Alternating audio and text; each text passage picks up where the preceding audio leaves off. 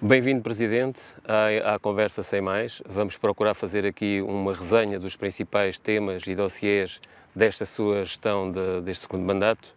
Mas antes vamos procurar saber quem é o cidadão Nuno Ribeiro Canta com a jornalista Filomena Ricardo. O Presidente nasceu aqui no Montijo, estudou aqui na escola primária, secundário, só pedalou para fora do Montijo quando foi para Évora. Sim, quando fui para a universidade e para a faculdade de estudar é que fui até Évora, uma grande cidade também, aqui nossa vizinha. Onde se formou em Engenharia? Engenharia agronómica. Mas depois formou-se em Évora, mas regressou rapidamente às origens e pedalou novamente para o Montijo, nomeadamente aqui para esta escola. Regressei à escola e logo imediatamente a ser formado. Aliás, não estava ainda formado, faltavam ali umas cadeiras e já vim para aqui dar aulas para a Escola Secundária Jorge Peixinho, onde novamente tive muitos alunos que ainda hoje me chamam aí pelo Montijo professor, mas que fiz muitas amizades com jovens e realmente foi também um momento de grande satisfação regressar à minha terra e para lecionar. Depois saí daqui e fui para a Universidade para Agronomia, também dar aulas. E fiz o meu mestrado e todos os percursos que normalmente um académico faz nesta área da fisiologia vegetal. A minha especialização é agronomia, mas fisiologia vegetal. Isto é, como é que as plantas funcionam. Percebemos um bocadinho destas coisas, dos vírus e destas coisas. Mas para além da formação, tem uma paixão e que foi durante muito tempo um hobby, que foi o ciclismo. Sim, não, isso não foi bem um hobby, foi mesmo uma prática desportiva enraizada desde a juventude. Nós aqui no Montijo tivemos sempre grandes ciclistas, e eu, por via desses amigos, etc., comecei a praticar ciclismo e fiz ciclismo durante muitos anos, até infelizmente ter um acidente que não foi muito...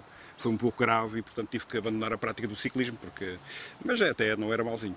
Sem acidentes, eu acho que nada melhor do que conhecer um bocadinho mais do que é o seu percurso, se pegarmos as bicicletas. Vamos sim, senhora, vamos sim, senhora. É sempre um instrumento de trabalho. Isso é isso. Pega a sua.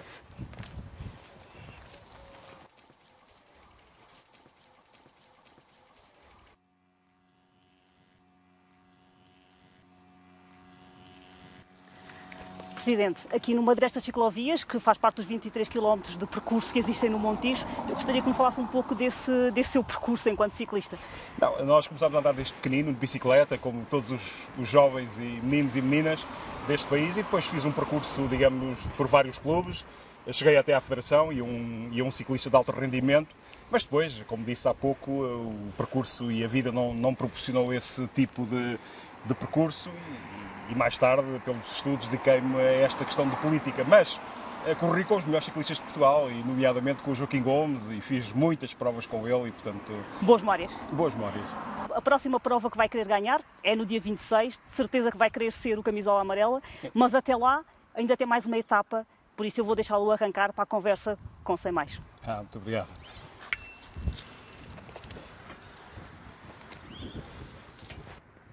Sr. Presidente, como vimos, isto é uma corrida de fundo. Claro. São 2 mandatos de 4 anos, este está prestes a acabar. Consegue identificar algumas diferenças entre o primeiro e o segundo mandato, sendo que, como bem sabemos, o primeiro tivemos o problema da Troika, o país foi intervencionado e isso certamente gerou aqui alguns constrangimentos ao nível da gestão autárquica, e este segundo vamos com 1/3 do mandato apanhado por uma grave pandemia e uma crise sanitária de que não há memória. Muito obrigado, primeiro que tudo, por estarem no Montijo. Bem-vindos ao Montijo e obrigado a estas conversas Sem Mais, e queria agradecer ao Raul e também a todos os jornalistas envolvidos neste programa, que acho, aliás, de grande importância, quer do ponto de vista jornalístico, quer do ponto de vista também democrático. E nesta altura, então, que estamos a entrar no processo das novas eleições autárquicas, é para nós, como se sabe, muito importante este tipo de programas, e por isso agradecer muito a vossa presença e o vosso trabalho. Relativamente à questão que coloca dos 2 mandatos, o primeiro mandato efetivamente foi um mandato muito marcado por uma saída da Troika e por uma recuperação económica da cidade, do desenvolvimento económico e do desenvolvimento até do apoio a muitas famílias que passavam muitas dificuldades. E realmente esse mandato foi muito marcado por isso. Nós no Montijo tivemos um especial agravamento da situação pelo facto de termos tido uma maioria relativa que normalmente até funciona em muitos outros locais, mas que aqui no Montijo transformou-se numa maioria negativa, como nós dissemos, que afetam muito das propostas que tínhamos nos planos de atividade, votando as oposições contra esses orçamentos, esses documentos previsionais. Portanto, foi um mandato para além da saída da Troika, muito marcado por essa situação natural, porque penso, do ponto de vista político, era natural haver ambição da parte das oposições, uma vez tínhamos... E houve, de facto. Houve uma tentativa nesse sentido. Portanto, há aqui estas duas marcas desse mandato. Este mandato, verdade, o atual, é um mandato também que começa já com uma boa recuperação do Montijo, com boas perspectivas de desenvolvimento da cidade. Aliás, nós passámos a ser outra vez a cidade com maior atração de famílias, com maior atração de empresas, da região até de Lisboa, e comparamos bem percentualmente mesmo com a cidade de Lisboa. Portanto, somos um território muito atrativo, isso não há dúvida. Aliás, somos a cidade, para termos uma ideia, neste mandato, já no mandato anterior também assim começou a acontecer, mas neste incentivou-se bastante, somos a cidade com maior atratividade de Portugal continental. Quer isto dizer que somos a cidade que mais cresce proporcionalmente a sua população no país. Isso justifica muito. Isso vai agora ter resultados nos novos censos? Claro que sim, já está a ter, e tivemos aí crescimentos populacionais assinaláveis. E, portanto, este mandato começou por ser um mandato realmente que ia no bom caminho, mas tivemos, efetivamente, como diz, 1 ano e meio já de período de crise da nossa pandemia, que é uma pandemia que afetou muito da economia, afetou muito, tem uma crise económica, social e até saúde pública, como todos nós sabemos, e que realmente também traz algumas questões na parte final do mandato. De toda a maneira, nós cumprimos integralmente os nossos compromissos eleitorais e por isso também este mandato é mais pleno nesse sentido e mais do que isso, nós cumprimos inclusivamente também com tudo o que nos tínhamos comprometido relativamente aos fundos comunitários, ao Programa Operacional Regional 2020, que é um programa que, por exemplo, fez o investimento onde estamos no novo Parque das Nascentes e o investimento que estamos a ver aqui atrás da Casa da Música Mestres aos Peixinhos, são tudo investimentos financiados. Vai fechar este mandato com que nível de execução do 2020, nomeadamente? Do nosso 2020 praticamente totalidade e aliás com algumas situações em que fomos até beneficiados. Dar-lhe só aqui uma perspectiva, nós tivemos um programa de apoio à educação, nomeadamente uma questão que tínhamos prometido e cumprimos, que era novas fórmulas de aprendizagem, novas metodologias de aprendizagem para os alunos. O Montijo já está nesta fase, não está na fase da construção de escolas, já isso está tudo resolvido, vamos agora construir o último pré-escolar, portanto, todos esses elementos da importância da escola numa sociedade e numa cidade, nós já cumprimos e agora já estamos até num processo na qualificação dessas infraestruturas. Na qualificação da escola pública com novas metodologias de aprendizagem. E portanto, este mandato concluímos, por exemplo, a nova sala de aulas, uma sala de aulas completamente digital e concluímos agora, recentemente, inauguramos ainda, aliás, no mês de junho, dia 1 de junho, Dia Mundial da Criança, inauguramos 2 novas infraestruturas extraordinárias, únicas no país, quero dizer, únicas no país, que não foi dada assim muita relevância do ponto de vista mediático, mas sabemos que isso às vezes não interessa a muitos, mas a verdade é que são 2 infraestruturas muito importantes, chama-se Novos Trilhos da Leitura e Novos Trilhos da Ciência, onde nós temos equipamentos que são únicos no país, nomeadamente situações que têm a ver com a ampliação de seres vivos, em equipamento interativo, com, no fundo, visitas virtuais através dos óculos que hoje em dia começam a ser cada vez mais vulgarizados, e também, obviamente, com o estudo através de microscópicos e outros elementos importantíssimos que temos. Temos um tapete, por exemplo, de jogos interativos, que é o único no país. Eu diria-lhe mesmo, foi o primeiro instalado no mundo, foi aquele, aqui no Montijo. Então ganhou uma nova paixão da educação? Nós sempre tivemos essa paixão. Eu acho que sempre tivemos isso. Nunca abandonámos a paixão da educação, sempre disse isso. Aliás, ainda recentemente sublinhei esse aspecto. A educação para nós é a prioridade das prioridades enquanto política pública de qualificação de uma cidade. Do nosso ponto de vista, a educação está à frente de tudo. Não resolve tudo, como é evidente. Claro. Aliás, nós até temos o paradoxo, que eu no outro dia falava sobre isso, o paradoxo de termos cada vez uma sociedade mais escolarizada e isso não tem dado a que, por exemplo, os ordenados em Portugal, infelizmente, não têm acompanhado essa escolarização. Isto é, ter uma sociedade escolarizada não é sinónimo de grande justiça social ou até desenvolvimento. Isso temos que pensar porquê. Temos que pensar porquê. Claro. Mas a não passa diretamente pela Câmara Municipal resolver este problema. Mas passa pelo país, enquanto o país tem que refletir sobre isso, os deputados da nação têm que refletir sobre estes aspectos, porque é que nós somos cada vez mais escolarizados e, infelizmente, temos cada vez ordenados mais estagnados. Claro. Deixa-me falar aqui. Só concluir, peço desculpa, Raul. Estes dois investimentos foram majorados. Primeiro começaram por ser financiados a 100% pelo Programa Operacional 2020 e agora foram majorados em 100%. Porque nós fomos a única autarquia da região daqui de Lisboa nós e outra, salvo erro, somos nós e outra Câmara, em 18, que realmente fizemos este tipo de investimento e que os outros, por via da pandemia, não executaram as suas ações. Mas e nós tivemos esse benefício. Explique-me lá uma coisa que isso parece ser um milagre, tendo em conta que a região Latochense, a Península de Setúbal, está a viver o problema da NUTS. E eu queria lhe fazer duas perguntas nesse sentido. A primeira, se acompanha esta ideia de que estamos a ser muito prejudicados, fala-se até de uma verba de 2 mil milhões de euros a cada quadro comunitário de apoio, até a Câmara tem conseguido esses milagres? O problema das NUTS é um problema importante que só poderá ser resolvido com uma decisão europeia e não nacional.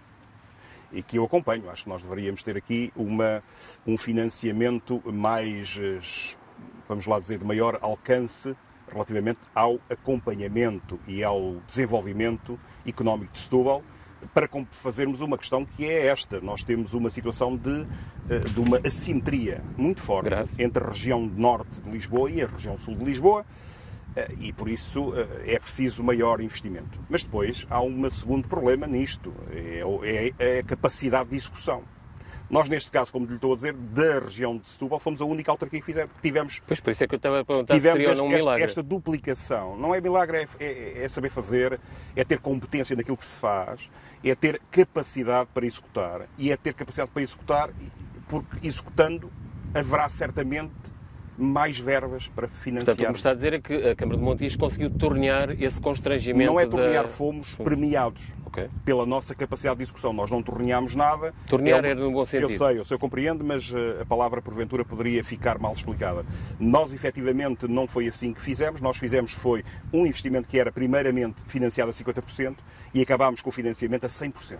Muito significativo. Não, estamos a falar de uma verba de 800 mil euros. Não é brinquedo. Não é brinquedo. E, portanto, este aspecto que me parece importante. Segunda questão que me parece importante e que, neste caso, mascara para alguns partidos a sua verdadeira intenção nas NUTS 3. Nós estávamos na iminência de ter aqui um grande investimento em Setúbal, nomeadamente no aeroporto do Montijo. E tivemos câmaras municipais contra esse investimento. Quer já falar sobre isso? Não quero. É só para lhe dizer que há uma contradição insanável entre alguns políticos e entre aquilo que dizem, aquilo que propõem muitas vezes e aquilo que na realidade acontece. Porque nós, vamos lá dizer, nós sabemos pensar, olhamos para as coisas, conhecemos as coisas. Eu acho que o cidadão comum sabe isso. Ninguém consegue hoje, até com o nível de informação que existe, ter a capacidade de enganar as pessoas. Sempre esteve na frente da luta para a localização do aeroporto aqui no Montijo, certo, aliás, iniciada até por um governo de PSD, certo, mas os seus colegas da CDU dizem que o processo está morto. Não, morto não está. Eu penso que morto está a proposta que eles tiveram de contra o aeroporto. Isso é que está morto. Do meu ponto de vista, o projeto não está morto. Ele vai ser novamente avaliado. Vai ser novamente avaliada a lei que, obviamente, permitia a um município bloquear um investimento nacional, quer dizer, que também seria um bocadinho, não diria que não seja necessário consultar as autarquias, mas é um bocadinho também excessivo. Nós, porventura, nunca mais faríamos uma linha de caminho de ferro direito, teria que ser sempre às curvas, e, portanto, aqui é mesmo se passa com a questão do grande investimento do aeroporto. O investimento do aeroporto não é da Câmara do Montijo, o investimento do aeroporto é um investimento nacional e da região. E do meu ponto de vista, era um investimento significativo para a região de Setúbal. E significativo porque, e por isso continuamos a acreditar nele e continuamos, obviamente, a fazer todos os esforços para que ele continue a ser um elemento fundamental de desenvolvimento económico e de internacionalização da Península. Presidente, deixe-me perguntar uma coisa em relação à sua população. Acha que a população do Montijo está ao seu lado nessa Eu penso que estratégia? Esta estratégia foi já votada em 2017. Eu dupliquei o número de votos, eu não sei se isso diz alguma coisa. Diz, claramente. Não sei se isso diz alguma coisa, mas parece-me que poderá dizer.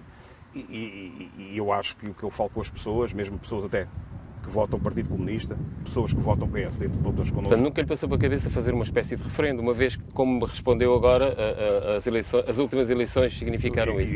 Eu, do meu ponto de vista, acho que os referendos que fazem essas eleições são os melhores referendos que há. E nós tivemos, em plena campanha 2017 autárquica, campanha autárquica, tivemos a discussão entre a CDU, que não queria o aeroporto do Montijo, e o Partido Socialista. E o PSD ficou ali um pouco nas encolhas, mas é o que é. Mas o Partido Socialista, no fundo, a afirmar de uma forma muito clara que quer o aeroporto. E esse programa foi completamente sancionado. Do nosso ponto de vista, a população está connosco nisto. Não sentiu já agora uma surpresa entre o primeiro, enfim, em que se perdeu a maioria, e depois a que é que se deve, digamos, esta maioria absoluta robusta que o Presidente, em concreto, conseguiu nas últimas? Se deve a muita coisa. Primeiro, à postura que nós temos tido de participação pelas pessoas, de envolvimento dos cidadãos, de envolvimento do movimento associativo, de envolvimento dos empresários, de envolvimento de toda a gente na coisa pública, com lutas também, às vezes, importantes que têm que existir entre os políticos e a parte política, às vezes pouco compreendida, mas que afirmam uma causa e afirmam uma estratégia.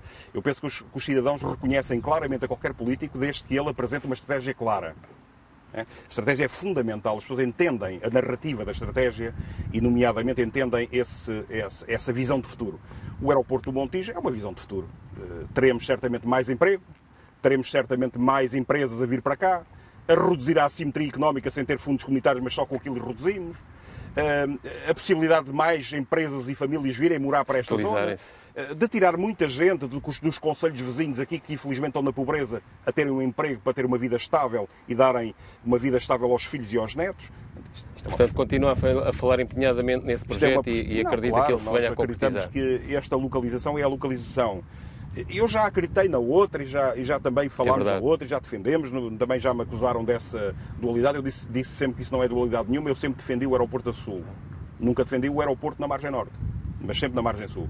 E o de Alcochete não está em cima da mesa? Portanto, não, e eu continuarei sempre a defender. mesmo que seja na Moita, em Palmela, quer dizer, em Setúbal, se for necessário, defendemos o aeroporto a sul. Porquê? Porque o aeroporto é fundamental para reduzir a tal assimetria que falávamos há bocado. Portanto, isto não é só apenas por fundos comunitários, é por isso que eu estou a dizer que há aqui uma falácia envolvida que muitas das vezes, se não pusermos em cima da mesa, as pessoas vão pensando que aquilo até é verdadeiro, mas não é. Há esta falácia. Do ponto de vista político, acha que essas câmaras que têm-se fechado numa solução que não está em cima da mesa, como acabei de dizer há bocado, muita gente podem ser penalizados? Muitos concelhos aqui vizinhos nos dizem que, quando chega ao Montijo, o desenvolvimento é diferente. Que é muito diferente das suas terras o desenvolvimento do Montijo, e acho que qualquer pessoa atento, mesmo desapaixonadamente, não precisa de ser partidariamente apaixonado, facilmente entende que o desenvolvimento que temos nesta terra é completamente diverso dos nossos vizinhos aqui à volta. A construção da Ponte Vasta Gama foi decisiva. Foi fundamental. Aproveitámos isso, essa questão permitiu novos bairros, nova expansão da cidade. A cidade praticamente hoje é o dobro do que era. Permitiu estes corredores verdes que temos aqui no centro da cidade, que permite ligar o velho... Este é o novo, vai ser inaugurado... Esperamos que brevemente. Nós estamos, obviamente, a acabar a Casa da Música, como já disse, que faz parte deste plano do Corredor Verde, deste Parque das Nascentes, e que permite, como é que é dizer, casar aqui várias estratégias. A primeira é a preservação do património natural, que é o que temos aqui à nossa volta, esta relva, estas árvores, estes arbustos e estas flores, tudo isto é o património natural e são plantas autóctones desta região que já aqui existiam antes de haver o homem. Está a falar o entendido, não é? Porque algumas coisas, tem sido um presidente... Segunda questão... Foi sempre vereador do ambiente antes de ser presidente? Segunda questão, nós depois juntamos a isto o património material. Quer dizer, isto era uma quinta antiga no Montijo, a Quinta das Nascentes, São Pedro das Nascentes, que tínhamos um edifício que está aqui atrás de nós, que é aquele mais, vamos lá dizer, emparedado, que já tem o telhadinho vermelho lá em cima que podem ver. Esse edifício era no fundo a casa da quinta, não é? Era a importância. E depois iremos juntar também a ele o outro edifício ao lado que está a ser construído, que é um auditório, a Casa da Música. E, portanto, no fundo, este património que nós estamos a legar às pessoas é um património construído, mantendo a tradição e, mais do que isso, mantendo o paisagismo da cidade. A terceira questão é o património material. Quer dizer, no fundo, o património material que é representado por o maestro Jorge Peixinho, pela sua criação artística, pelas suas pautas, pela música contemporânea, pelo trabalho que ele fez de maestro de grande dimensão internacional. Que é o nome da cidade. Que é Montigense. E, portanto, nós temos aqui o pleno. Isto, no fundo, temos o património natural, o património cultural e imaterial e o património material. Houve também uma intervenção na estação ferroviária. Está a existir também. Está em curso. Aí está em curso. É um projeto que se estenderá para o próximo mandato. E também vai haver a preservação da estação. Nós conseguimos acertar e finalizar um protocolo de acordo com a REFER, onde efetivamente vamos recuperar o próprio edifício da estação e também os espaços envolventes, que também será um jardim. Mas aí ao lado construímos, por exemplo, comprámos e conseguimos comprar um pavilhão numa situação de exercício do direito de preferência, que a Câmara pode exercer o direito de preferência no negócio do novo banco. Comprámos um grande pavilhão, que é hoje o novo pavilhão desportivo do judo. Mas depois, ao longo do ramal de caminho de ferro, como já vimos também, temos a ciclovia do caminho de ferro, que são cerca de 9 km de ciclovia. Qual é a totalidade da ciclovia no Conselho cerca de neste 23 momento? km, aproximadamente, na Tem cidade. sido uma aposta muito consistente Uma aposta muito forte, porque é a ideia do ambiente, como é evidente, que está sempre envolvida da tal proteção da cidade contra as alterações climáticas, mas também, como é evidente, da mobilidade sustentável, através de bicicleta, através das pessoas andarem a pé, do percurso pedonal. Portanto, isto é um elemento que nós temos vindo a preparar a cidade permanentemente para o futuro. Certo. E por isso é uma coisa que também se nota quando se chega ao Montijo. O Montijo é uma cidade-jardim, por todo lado há árvores novas, não é só este jardim que estamos, mas por todo lado há, e mais do que isso, estamos sempre a associar a esses espaços verdes, a essas zonas ambientalmente sustentáveis, também um transporte ou uma mobilidade sustentável. Por exemplo, o espaço onde estamos, já só para concluir, ao Raul, peço aqui há algum tempo, este espaço onde estamos é um espaço de proteção às cheias.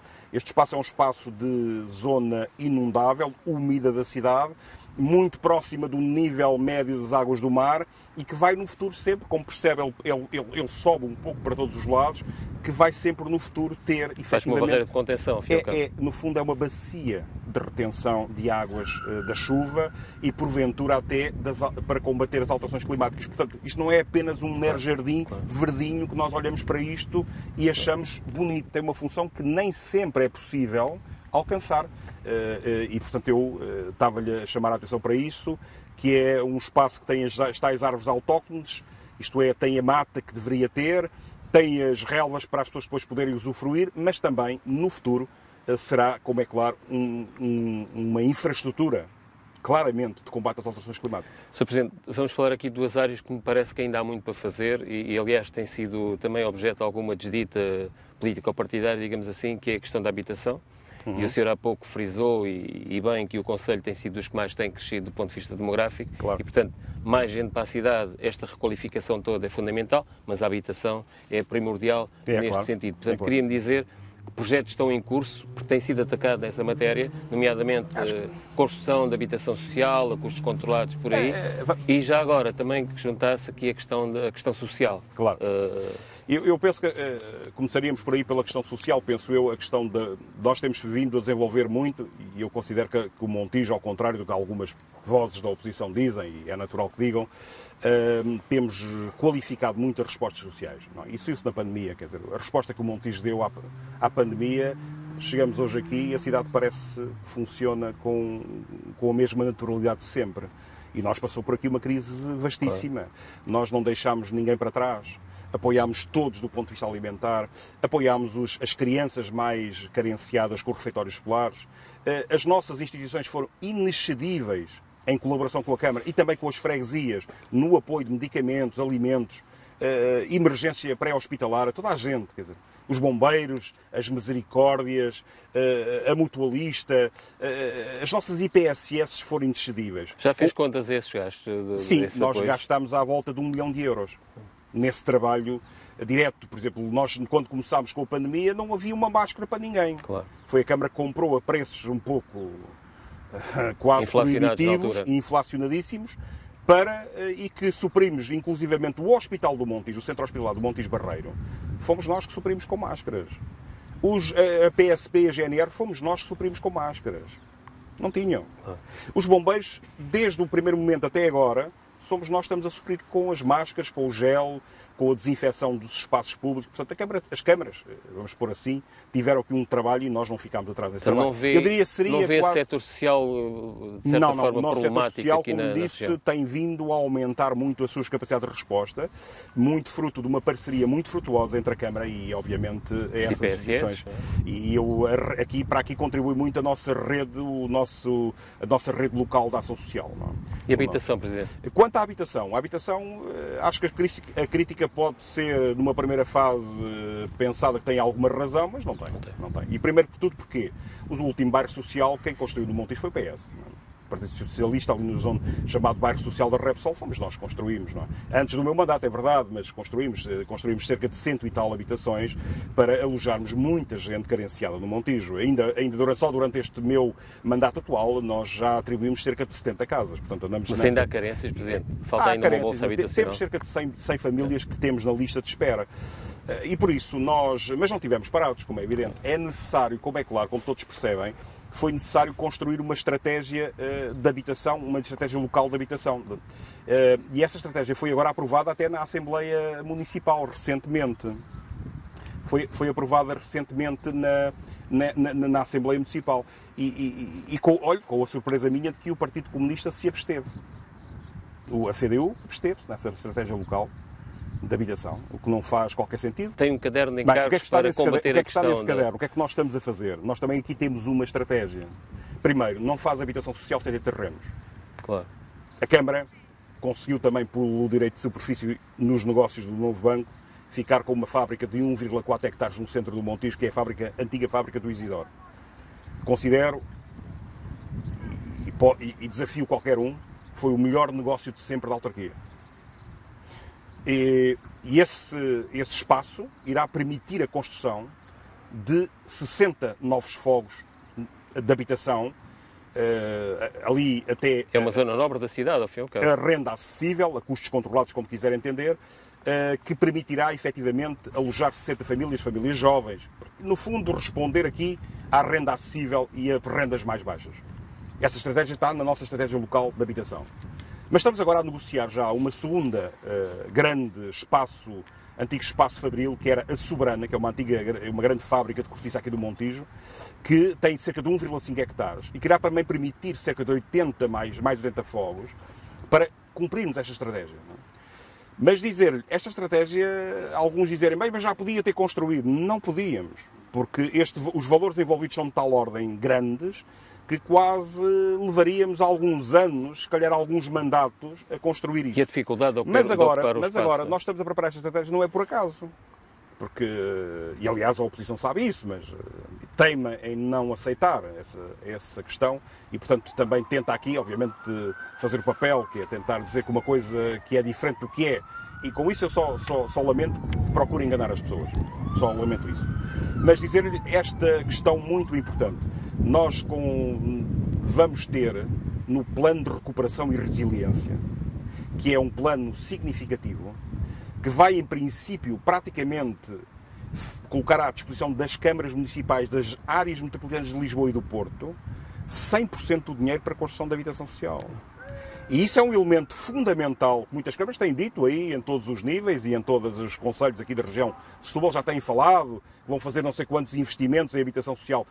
Nós também o iremos fazer com esses milhões aproveitar todos, esse instrumento. porque obviamente vamos aproveitar esse investimento. Isto é, a nossa estratégia local de habitação está completamente vertida no plano de recuperação e resiliência na área da habitação social e da habitação a renda acessível previsto no PRR, que foi agora recentemente aprovado pelo Governo e pela União Europeia. Penso que ficou clara essa sua matéria em relação a um problema que é estratégico e vital para qualquer cidade e para qualquer concelho. Presidente, do ponto de vista estratégico e empresarial, Montijo, capital das flores, uma forte ligação à sinocultura e à cortiça que tem vindo, aliás, acabou de dar dois exemplos de fábricas, uma na sinocultura e outra na cortiça, que vão ser desativadas.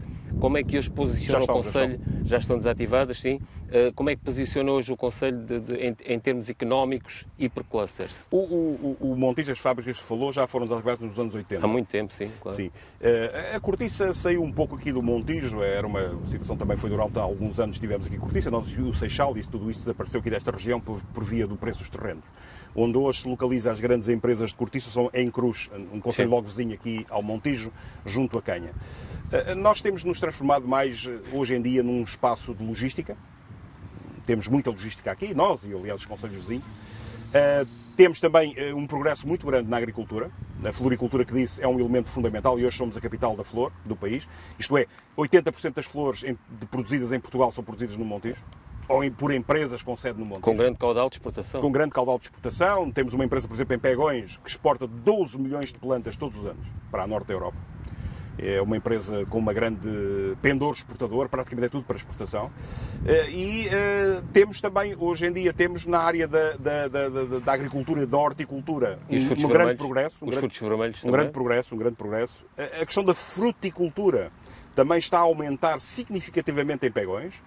E também, como é evidente, não ficamos atrás de outros concelhos aqui nossos vizinhos, nomeadamente na vitivinicultura, onde temos só simplesmente a adega Cooperativa de Santo Isidro de Pegões, que é a adega mais medalhada do país. Nós, em termos de agricultura, fazem jus aqui ao Presidente, que é engenheiro agrónomo, portanto, estamos efetivamente muito bem. Em termos pecuários, nós também somos uma cidade das que mais produção pecuária temos. Nós e os concelhos também aqui vizinhos, mas temos particularmente, ao contrário do que muitos pensariam, que hoje estaríamos eventualmente a perder empresas de transformação de carnes. Isso não ocorre. Não ocorre, estão a aumentar e a expandir-se. Nomeadamente a Carmonti, só para dar aqui algumas, peço desculpa aqui dos nomes, mas a Isidoro e a Stec são empresas que se têm expandido de uma forma extraordinária. E hoje são algumas líderes de mercado no país. E isso deve-se ao grande rasgo empresarial de quem as lidera, mas também àquela fórmula que nós temos de facilitar e até atrair novos investimentos para o Montijo. Presidente, deixe-me perguntar já agora, para não perdermos o raciocínio, não vê com alguma preocupação a questão da mão de obra, nomeadamente no setor dos frutos vermelhos? Falou de Sim, já irei falar disso. Depois, na pecuária ainda, temos uma expansão, o maior investimento feito no Montijo. Não foi um hotel, não foi uma urbanização, não foi nada. Foi um armazém, peço desculpa, uma série de espaços para a produção intensiva de frango e de peru, que foi feito em Pegões. Foi investido só na produção de perus e de frangos 28 milhões de euros. Portanto, do ponto de vista económico, vê-se essa vitalidade. Com a atração de empresas? Isto traz atrás aquilo que disse. Estas atividades agrícolas que têm alguma intensidade e intensividade necessitam de mão de obra. E esta mão de obra não está disponível em Portugal. Claro. Mas isto não é só em Portugal, em todo o mundo é assim. E, portanto, nós temos associado a este desenvolvimento económico realmente a necessidade de mão de obra. E essa mão de obra normalmente é suprida por imigrantes. Mas está a acompanhar isso? Estamos a acompanhar connosco, com o Governo. O Montijo não é dos que tem mais problemas com esta questão desta imigração. Nós temos aqui todos os concelhos nossos vizinhos que têm este problema, Palmela, Vendas Novas, inclusivamente até, como agora se descobriu, Lisboa, ainda tem mais que nós, não é? Quer dizer, portanto, todos os concelhos, no fundo, as atividades hoje intensivas, que têm também um caráter de sazonalidade, o país não se consegue desenvolver sem esses imigrantes. Isso foi assim quando nós também imigramos para a Alemanha ou para a França. Claro. Foi sempre assim, nós também fomos para estes trabalhos. Ora bem, o que nós temos que fazer aqui é, obviamente, acolher bem as pessoas, dar dignidade ao seu alojamento. E para mim, do meu ponto de vista, o que tenho dito sempre e também estudado e de algum modo desenvolvido com o Governo e com a Secretária de Estado das Migrações e também com os responsáveis por esta matéria, é que são os empresários, sejam eles os finais da mão de obra, sejam eles os intermediários de mão de obra, de empresas de mão de obra temporária, que têm que garantir as condições de dignidade de habitação destas pessoas. E tem que haver mais fiscalização. Porque algumas destas famílias, vamos lá pôr em reflexão esta questão, algumas destas famílias vão cá ficar e vão passar a pertencer às nossas populações. Essas aí vão comprar uma casa ou vão inclusivamente poder ter uma casa de habitação social, não é? Porque nós temos previsto 30 casas de habitação social para Pegões. Para esse setor? Para isso. Nessa área? Não é para essa área, é para o geral da população. Claro. Sim, mas naquela zona em concreto. Mas a verdade é que este trabalho temporário, que são pessoas que vêm e algumas até regressam ao país outra vez, efetivamente tem que ser resolvido pelos empresários. Claro. Acho que há aqui também uma omissão clara nesse sentido. Eu penso que o Governo neste momento já tem essa visão mais clara e penso que vamos atuar nesse sentido. Sr. Presidente, estamos a caminhar aqui para o final só mais um problema, uma questão. Eu ainda tenho aqui duas Eu sei, vai já rapidamente. É só uma informação que me parece muito importante. Nós também estamos a trabalhar com o Governo, porque temos terrenos do Governo em Pegões, para termos ali um centro de acolhimento temporário para migrantes. Isso permite o quê? Isso está previsto também no PRR, por iniciativa da Câmara do Montijo. E essa estrutura irá permitir que, nos casos em que haja indignidade de habitação, nós podemos acolher temporariamente aquelas pessoas. É uma boa medida. É para dizer que esta é mais uma medida de estruturação desta estratégia de integração dos migrantes. E que a Câmara não está divorciada desse problema que começa a ser estamos em cima um bocadinho gritante. Sr. Presidente,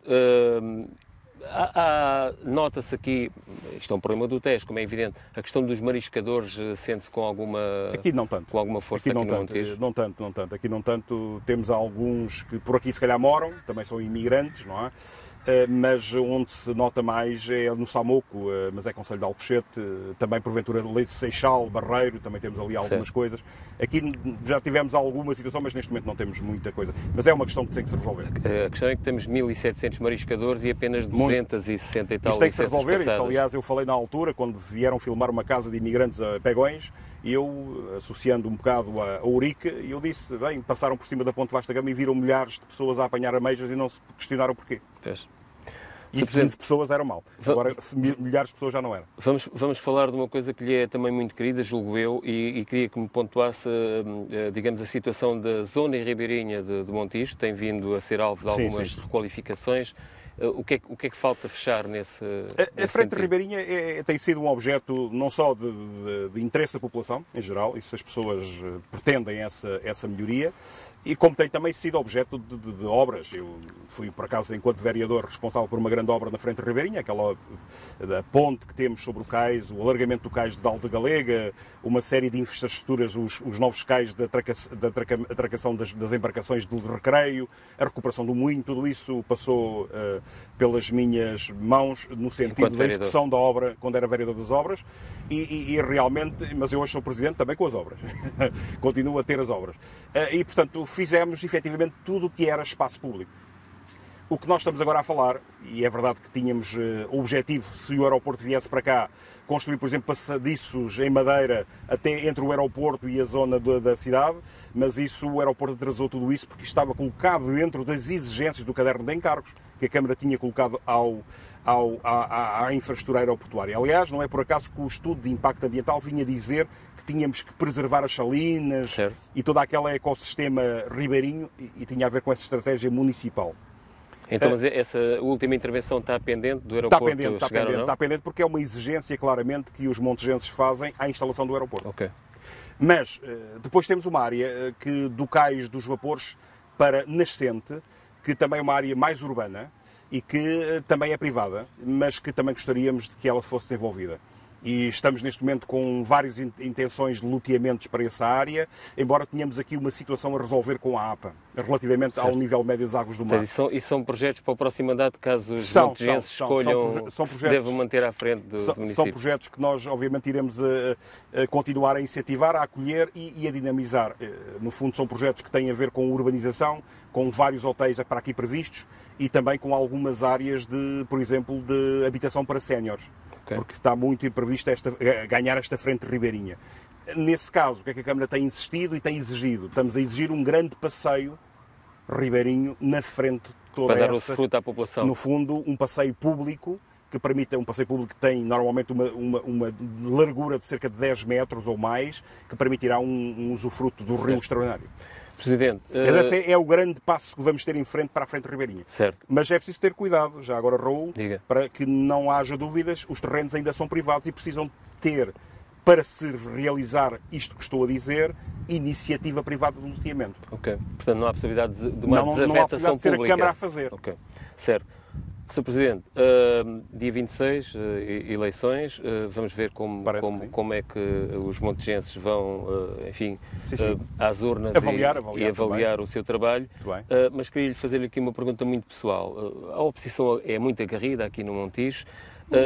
O Sr. Presidente tem esta imagem de reagir muito a quente a algumas questões. Esclareça-nos lá. Não. Porque tem havido aqui 2 ou 3. Sabe o que é que eu estou a falar? Sim, exatamente. Sim. Nomeadamente com o vereador da oposição do PSD. Não, esse vereador, obviamente, pronto. Eu considero, ao contrário do que está a dizer, que as oposições são bastante... Eu não estou a dizer, estou, digamos, a pôr a questão de maneira que possa... Mas pronto, ao contrário do que alguns apresentam, do meu ponto de vista, a oposição daqui do Montijo é muito fraca. Repare, estamos a falar sempre de casos e casinhos. E de posturas, de se é mais agressivo, se é mais impetuoso, se não é mais... Isso não interessa para a política. Isso é o momento, isso é, às vezes, o debate que tem que existir política. Isto na política não é para meninos. Isto não é para meninos, isto é para gente graúda e de barba rija. E, portanto, nós não temos qualquer dificuldade em lutar pelas ideias que temos e pelas causas. Mas nós lutamos por causas, não lutamos contra ninguém, nem contra este ou aquele. Nós lutamos por causas e lutamos efetivamente por um Montijo cada vez melhor e, obviamente, com o futuro. Vemos, infelizmente, as oposições, em vez de aceitarem isso, a votarem contra ambulâncias, a votarem contra o campo de futebol, relevados sintéticos, a votarem contra ali a sede do motoclube. A gravar em sessões públicas que o senhor não gosta? Não é que eu não gosto, a gravação das sessões públicas está proibido por lei. Penso que isso é pacífico, aliás, muitos têm sido os autarcas condenados por isso. Não estando permitida a gravação no regimento nem na lei, nem autorizada pelo Presidente da Câmara, que é quem tem que cumprir a legalidade dos processos, não é possível a nenhum membro da Câmara, incluindo ao Presidente, gravar as sessões, nem captar som, nem imagem. Portanto, está cómodo com essas posições do ponto de vista dessa truculência política? Estamos. Nesse ponto de vista, nós, se tivéssemos uma oposição que fosse menos provocadora, menos, vamos lá dizer, mais capaz de contribuir para o desenvolvimento do Montijo, teríamos, obviamente, se calhar, não tanta impetuosidade. Agora, assim, não deixamos que a oposição tenha esse tipo de argumentário. Repare, nós fomos objeto praticamente de 12 queixas-crime, foram todas arquivadas. Isso não faz sentido. São casos e casinhos. Eu penso que a política, e queria muito esclarecer isto na sua entrevista, se me permitisse, a política não é casos e casinhos e se a pessoa é mais careca, se é mais com cabeluda, se tem orelhas caídas ou orelhas mais para cima ou para baixo, se tem os olhos mais juntos ou mais afastados. Não é esse o elemento da política. Isso é uma coisa colateral para esconder, vamos lá dizer, incapacidade política de apresentar uma ideia. Eu, portanto, faço-lhe a pergunta ao contrário até a si. Qual é as ideias que a oposição apresentou para o Montijo? São zero. Então significa que está confortável, parte confortável para esta... Nós estamos com plena confiança que os montijenses entendem que temos de nos defender nas alturas que temos de nos defender, porque quando estamos a defender, não estamos a defender pessoalmente o Presidente da Câmara, estamos a defender a cidade.